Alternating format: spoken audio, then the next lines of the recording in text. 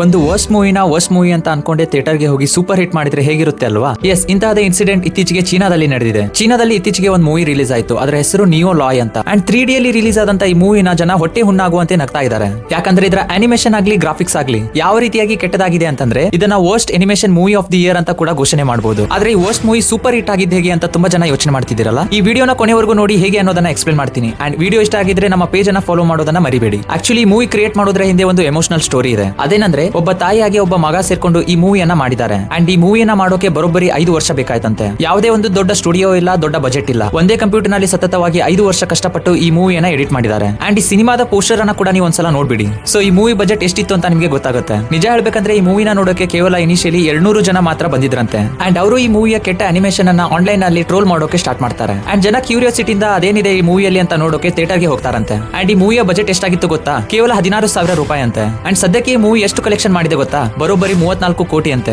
And ನೀವು ನಂಬಲ್ಲ, domestic level ನಲ್ಲಿ ಇತ್ತೀಚೆಗೆ ರಿಲೀಸ್ ಆದಂತ ಸ್ಪೈಡರ್ ಮ್ಯಾನ್ ಗೂ ಕೂಡ ಇದು ಕಾಂಪಿಟೇಷನ್ ಕೊಡ್ತಾ ಇದೆ ಅಂತೆ. ಅದಕ್ಕೆ ಅಲ್ವಾ ದೊಡ್ಡವರು ಹೇಳೋದು, ಹಾರ್ಡ್ ವರ್ಕ್ ಆಗಿ ಡೆಡಿಕೇಶನ್ ಇದ್ರೆ ಲಕ್ ಯಾವಾಗ ಕೂಡ ನಮಗೆ ಒಲಿಬಹುದು. ಸೊ ಇಂಟ್ರೆಸ್ಟಿಂಗ್ ಸ್ಟೋರಿ ಕೇಳಿ ನಿಮ್ಗೆ ಏನ್ ಅನಿಸ್ತು ಅನ್ನೋದನ್ನ ಕಮೆಂಟ್ ಮಾಡಿ. ಅಂಡ್ ಈ ವಿಡಿಯೋನ ನಿಮ್ಮ ಫ್ರೆಂಡ್ಸ್ ನೊಂದಿಗೂ ಶೇರ್ ಮಾಡಿ. ಅಂಡ್ ಈ ವಿಡಿಯೋ ನಿಮ್ಗೆ ಇಷ್ಟ ಆಗಿದ್ರೆ ದಯವಿಟ್ಟು ನಮ್ಮ ಚಾನಲ್ ಅನ್ನ ಫಾಲೋ ಮಾಡೋದನ್ನ ಮರಿಬೇಡಿ. ಮುಂದೆ ಸಿಗ್ತಾ ಇರೋಣ ಇಂಥದೇ ಇಂಟ್ರೆಸ್ಟಿಂಗ್ ವಿಡಿಯೋಸ್ ಜೊತೆಗೆ.